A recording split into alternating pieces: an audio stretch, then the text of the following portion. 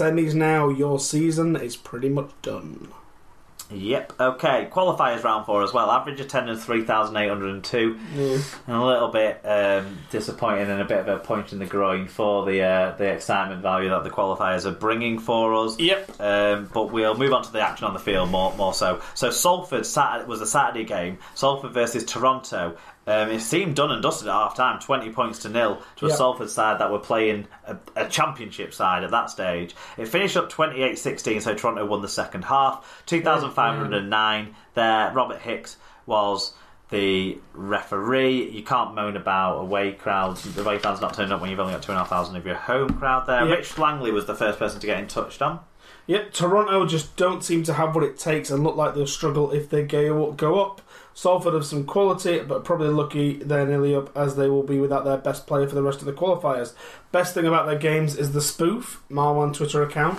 No, I think it's the real Tom. It's the real one, unfortunately. He's just been a knob. Toronto fan Genghis Campbell said, horrible first half, better second. Best case, £1 million game, here we come. Hopefully in Toronto. If they're planning on buggering about with the 2019 structure at the EGM, then I propose automatic promotion for the top placed Canadian team in the championship. I like it. Do you know what? Most of the fans believe that's what's going to happen anyway. The RFL's going to do something. So, David Bywater at David Bywater 2. There's another David Bywater. Oh, gutted for you, mate. No, it's because he played right back at school. Okay. Hard Thug Life. Toronto, a championship side filled with championship players. Yes. I think that's a little bit harsh on some of that Toronto team. I mean, Gareth O'Brien was a Super League player when he was in Salfordshire at the start of the season, for example. Toronto are what they need to be to win the championship, which is what they've done. Yeah. When they get to Super League, they will buy Super League players.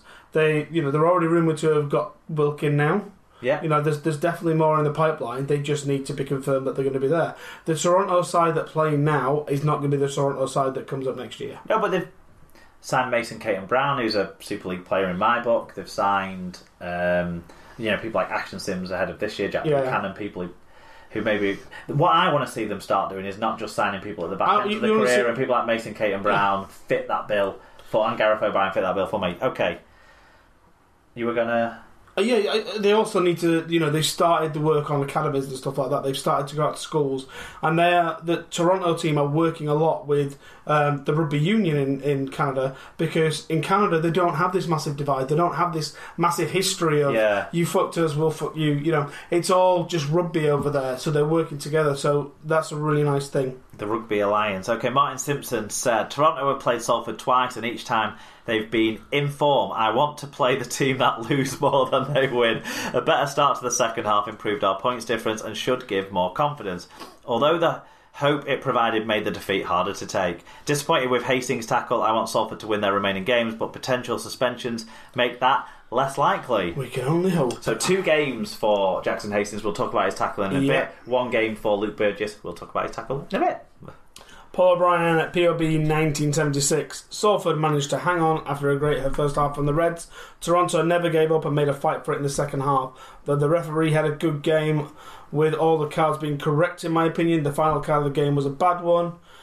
Was good to see the referee take action rather than put it on report. Salford are playing well and rightly deserve to be the top of the qualifiers. And if Paul O'Brien says it's so, refereeing wise, we take that on this show. Dr. Bob Phillips says, thank you, Francis. #once a Rhino.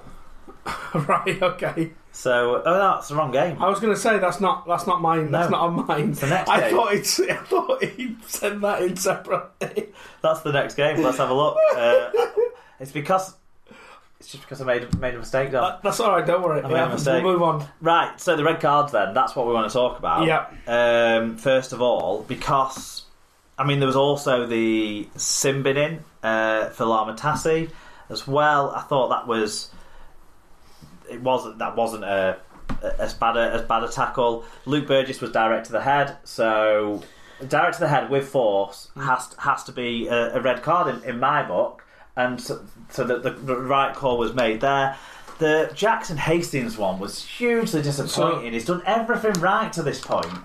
And he has come in and you could say revitalised that team. Yeah. You know, he you look at where they were before that signing and look at where they are now. They are.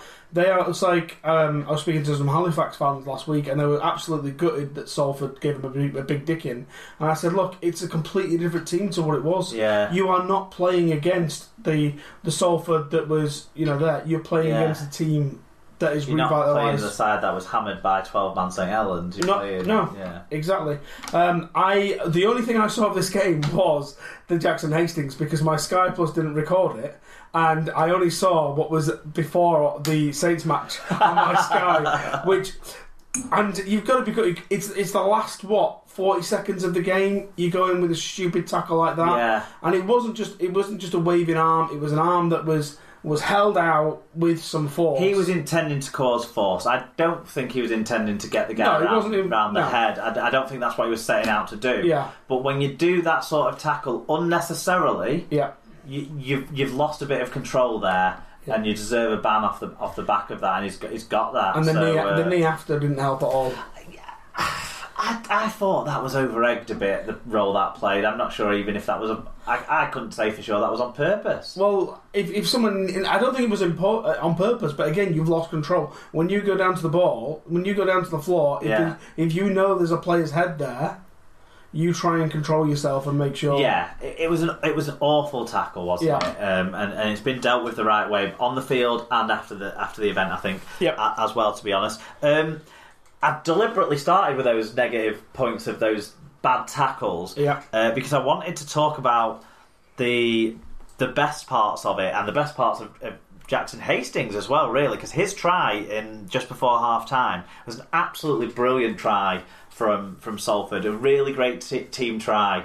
There was a passing build-up on the last play that completely ripped the Toronto defence to shreds, and they didn't know how to deal with that, so... That was very well worked by Salford. They also, I think, scored another good try in that period. And Ed Chamberlain's a player that's impressing me. He's a good goal kicker too. He was 6 out of 6 on the goal kicking in this game, and that was one of the crucial things for Toronto. It was good that they bounced back. They certainly looked like a championship side in that first half. In the second half, you saw. And it's some of the names that I don't think are championship players.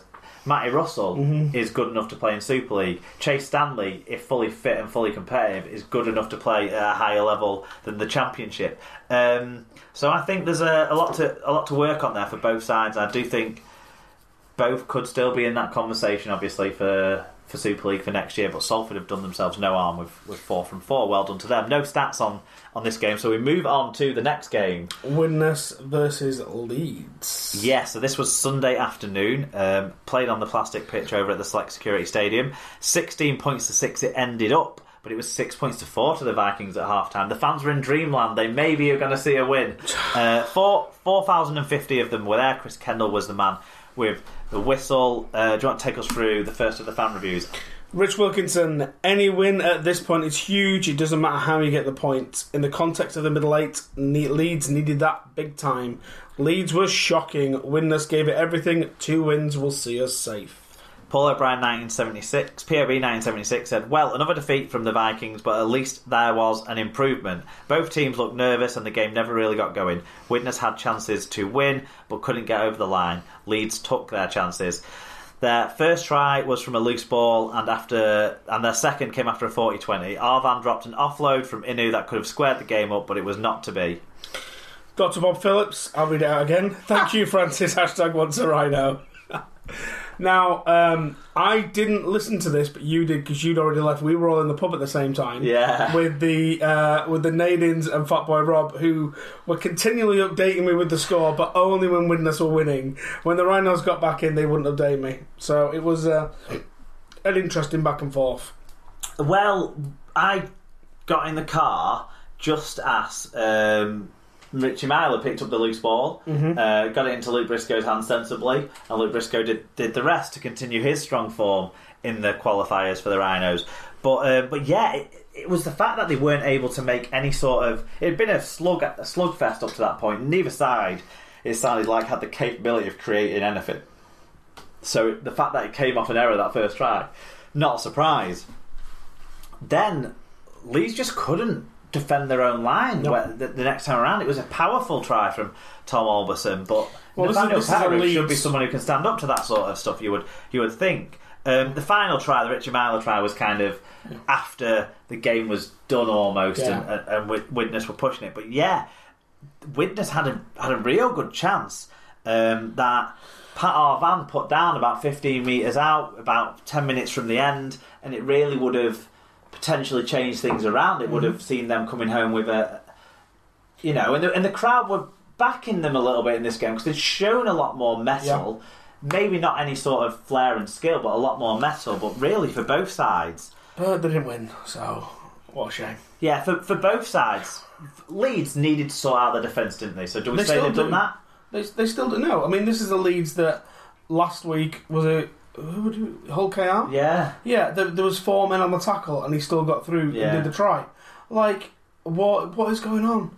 So you think that... Because this reflects a better defensive performance on paper, doesn't it? No, it doesn't, because we are playing a team that hasn't won a game and we are coming very close to losing. Yeah, okay. You know, this isn't almost... With respect to Widnes, this isn't a proper win. Right. Widnes at this point are going down no matter what.